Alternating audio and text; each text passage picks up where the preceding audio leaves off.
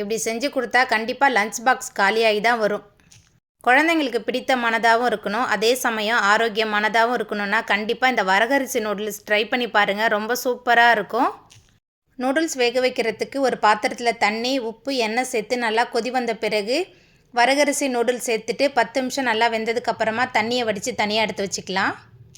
அடுப்பில் கடாய் வச்சு 4 table spoon எண்ணெய் சேர்த்து எண்ணெய் சூடான பிறகு பொடியாக நறுக்கின பூண்டு, நீலவாக்கில் நறுக்கின 2 பெரிய வெங்காயம், நீலவாக்கில் நறுக்கின பீன்ஸ், கேரட், கூடவே உப்பு சேர்த்துட்டு நல்லா கலந்துட்டு வதக்கிடலாம். காய் முழுமையாக வேகக்கூடாது. பாதி நல்லா வெந்ததுக்கப்புறமா நீலவாக்கில் நறுக்கின குடமிளகா சேர்த்துட்டு நல்லா வதக்கிடலாம். குடமிளகா நல்லா வதங்கி வந்த பிறகு 2 டேபிள் ஸ்பூன் காரமான தனி மிளகாய்த்தூள், 3 டேபிள் ஸ்பூன் சோயா சாஸ், தக்காளி, சில்லி ரெண்டுமே கலந்த சாஸ் 4 டேபிள் ஸ்பூன் சேர்த்துட்டு நல்லா கலந்துட்டு வதக்கிடலாம்.